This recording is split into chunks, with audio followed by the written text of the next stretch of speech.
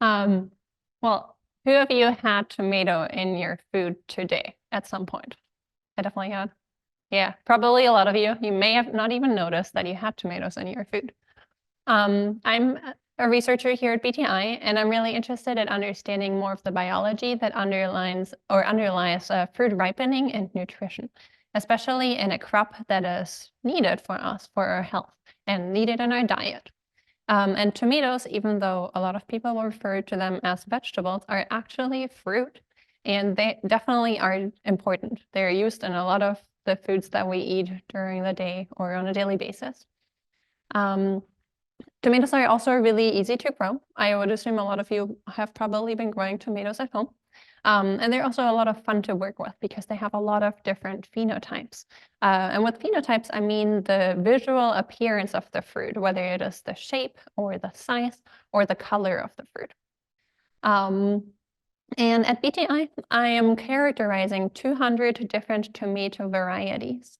And I'm doing that at different biological scales. So that means I'm looking at or I'm characterizing the visual appearance of the fruit, like I just mentioned, but I'm also looking at the genetic variability between those different varieties.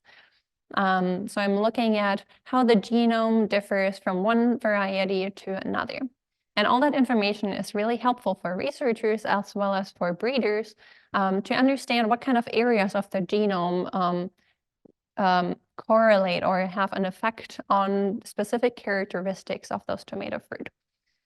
So for example, they can use this information for breeding of specific tomatoes. And those 200 tomato varieties, they kind of overlap all kinds of different groups of tomatoes. Some of them are commercial, so you can find those at the supermarket. Some of them are like lab tomatoes, so they have been researched a lot. And then others are wild tomato relatives. They are you can find them naturally in the Galapagos Islands. So what I do, I grow those tomatoes out in the field in the greenhouse. Then I harvest the tomatoes, and during the harvest process, I measure their weight, their size, and I take photos for color extractions. And then I freeze and grind the tomatoes, which I actually do with a coffee grinder. And I can extract nutrients and the DNA and the RNA. And the nutrients tell me how nutritionally valuable a tomato is. And then the DNA and the RNA tell me the genetic composition of those varieties. And then with this data, I've actually found an area in the genome that associates with a specific nutrient that hasn't been known before. That is great. And we're also looking at how the color we can use the color of the fruit to predict the nutritional value. So with that, I hope you all got a little bit of an understanding of how such a resource is developed here at BTI. Thank you.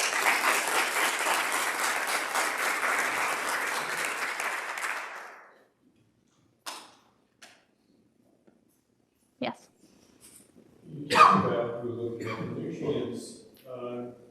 What are the main nutrients that we receive from the tomato, and what nutrients would you like to see be more available, or even like would you consider putting in things that nutrients like more protein? Because I never consider the tomato as a protein source. Yeah, so tomatoes, they mostly have carotenoids, which give the tomatoes the yellow to red color.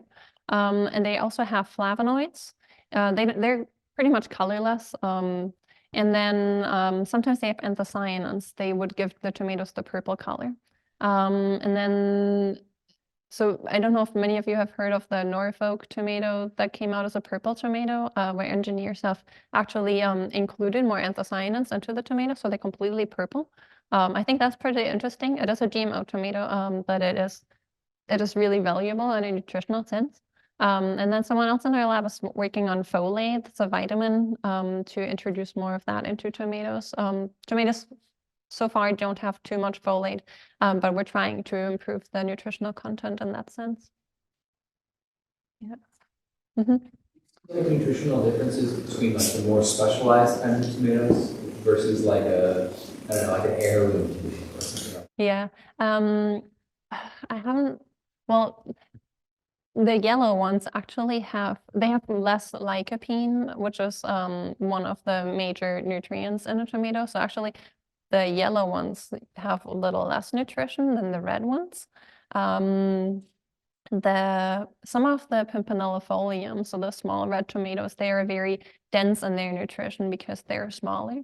But yeah, it's yeah, that's as much as I can tell you at this point. Yeah. Yeah. Do any of the tomato species have some level of spicy compounds analogous to a pepper? No, but it would not as far as I know. But it would be great to breed a spicy tomato. And pepper and tomato are fairly closely related, so maybe there's something we can breed into the tomato.